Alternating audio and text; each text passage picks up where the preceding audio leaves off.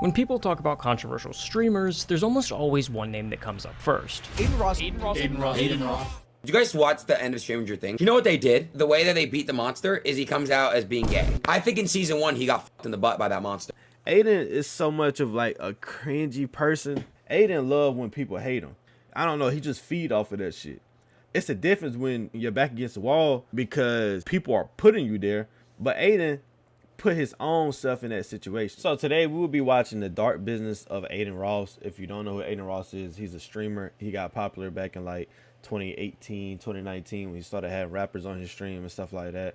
And Adin Ross has been going viral for the wrong things, just like he got into a little argument with Doechii and called her the B word. But let's gonna get straight into the video. Let's see the dark business of Adin Ross.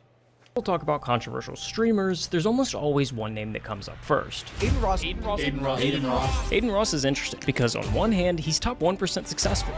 But on the other, this is how the internet describes him. The Adin Ross is a goddamn idiot. Scumbag. Laughing stock. Hypocritical. Stupid. Racist and misogynistic far-right streamer, Adin Ross. To start off the interview, I guess the first question we would have for you is, would you say that online you're hated? Damn! Adin has built an empire on being the bad guy. Why? Controversy sells. And he's right, it pays to be the villain. I don't give a f. But when you wear a mask for profit long enough, you eventually forget how to take it off. So what's the most true and authentic version of Adin Ross? Well, I've come to realize that the answer to that question is a bit more complicated than you'd think. To understand Adin Ross, we need to go back to before the controversial rise. Back to when he was just starting to figure out something far more simple. How to get people's attention. Adin grew up in Boca Raton, Florida, at least until his parents' divorce scattered his childhood across the country. One year he was the new kid in New York, the next in California, then eventually back to Florida again. If I get 50,000 followers on Vine... But constantly restarting life like that forced Adin to adapt fast. He had to figure out new social dynamics and find new friend groups over and over again. He learned quickly that the easiest way to fit in was to become a mirror, to read the room, make people laugh, and give them exactly the version of him they wanted to see. When you were bouncing around from school to school, do you think that that helped you, like, become the perfect streamer?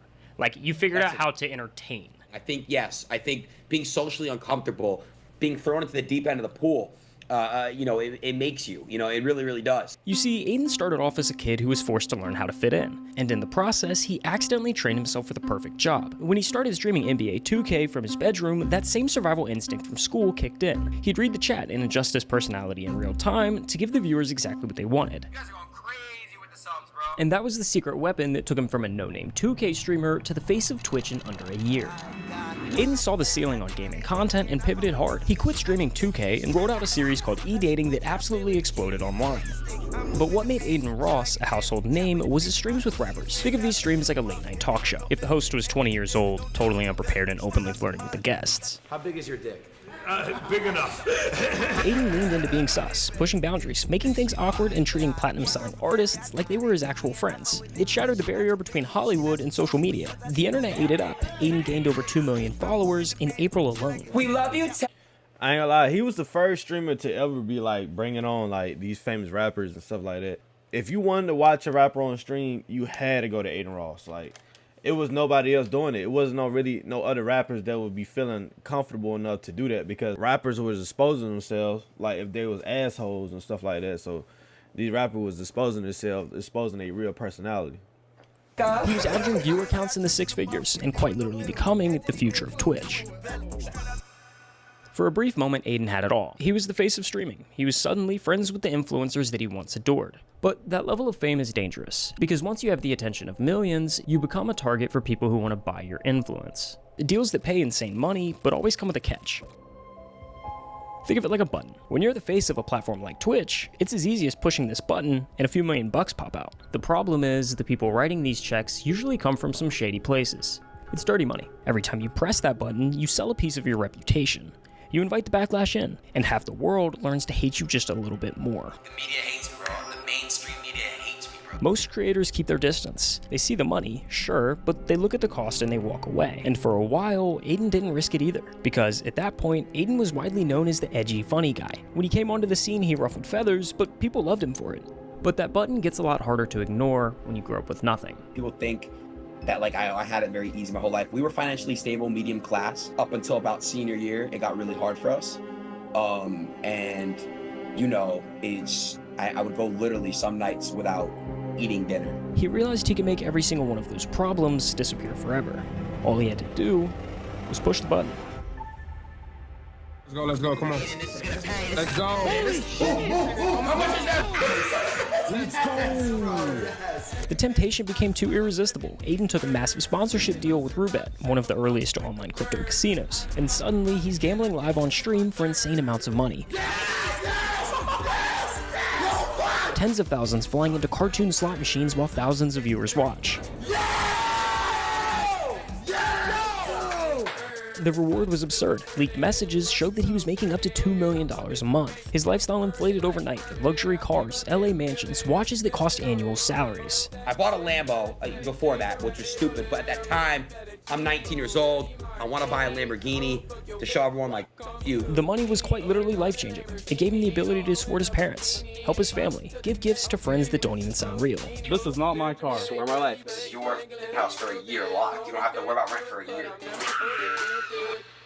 Now, there's a dark side of the button, and we're getting to that. But first, we've got something exciting to tell you guys. So, we started this channel a little over a year ago, and genuinely, it was crazy to see how quickly it picked up steam. Yo, golf carts! Golf cart! W golf cart in the chat. But now, almost every day, we get DMs asking us how we write our scripts, or where do you find this stuff? How did you find this? Oh, this guy did his research.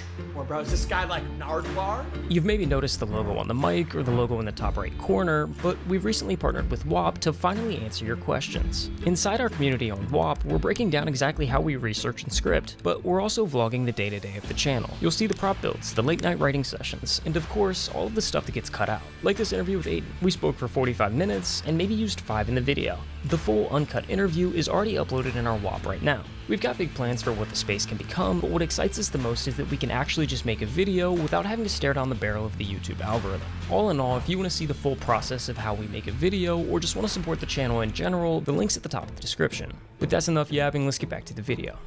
Okay, so you blew up super quick, and then you were like pretty well loved at that point. You were edgy, you were a little sus, but everybody seemed to like you a lot. Towards the end of 2021, things kind of seemed to shift. The first thing that we're going to talk about today, easily one of the most requested topics, it involves gambling and a YouTuber, spotlighter, stirs. I had been hearing for a while about how online, unregulated crypto casinos were hiring some of the biggest influencers in the world to... When you got a young audience like that and you a streamer, once you get like 30 million, I mean not 30, once you get like 30,000 people watching your stream, and then they all kids, they all around your same age, you create a gambling addiction for them. Now, okay, now you might be able to control yours. You might be able to like, all right, you know what, I can lose this 50,000, but to another person that's watching the stream, they not seeing that like, all right, I got $2 million in my bank account. I can afford to lose 50,000. But to them, once they get their first 50,000, once they get their first 10,000, they like, you know what? I got 10. I can do it again. But then what ended up always happening, they always lose the money. They don't invest the money. They treat the money as it's some type of GTA type shit. Like, oh yeah, I got this right here. All thing I gotta do is just grind some more. But grinding and actually betting is two different things. When you grind, it's like almost a guaranteed outcome. But when you betting, you don't know the outcome. You betting on the future of something. Adin is so much of like a cringy person. Adin started to pivot into like Red Pill and all this other country versus type stuff. And then Adin, he started to pivot into that stuff because Adin love when people hate him.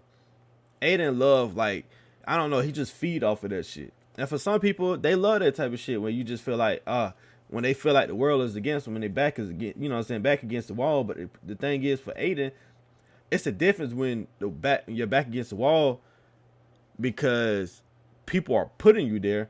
But Adin put his own self in that situation. He didn't have to get intertwined with the Red Pill. He didn't have to start saying racist shit online. He didn't have to start saying the crazy stuff that he's been saying online. I can give y'all an example of some of the stuff he's been saying.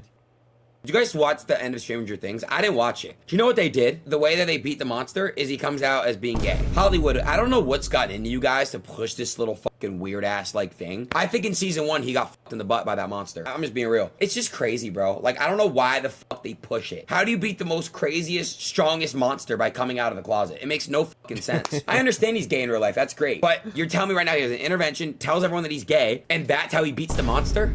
Okay, all right, look. That was funny. That was funny. But the thing is though, like, when you a famous streamer, that's not the worst he said. I can really go deeper. Like him just saying the N-word, him just saying like calling people the F word and stuff like that, you know, the F word for like gay people and stuff like that. But he go deeper than that, like, you know what I'm saying? I just don't want to do a lot of editing, honestly. I don't want to edit out the words and stuff, but basically, I mean, if you a famous streamer and you saying certain stuff like that, of course brand deals don't want to be a part of what you got going on. Of course your back gonna be against the wall because a lot of people not throwing money at you no more. The only people gonna be throwing money at you is the gambling companies because they don't care what you say. If you can bring them money, if you can bring them people who just gonna throw their life away on betting money on their platform, guess what they gonna do? They gonna keep throwing money at you. But if you like this video right here, make sure you check out my latest video, the incel to white supremacist pipeline. Make sure you go check that video out and make sure you like and comment on this video and subscribe. And I'm out. Thank you for watching this video. Make sure you comment, like, and subscribe. Make sure you go check out my Twitch and also watch my recent video, which will be right here. And make sure you hit the subscribe button right here. Thank you for watching. Have a nice day.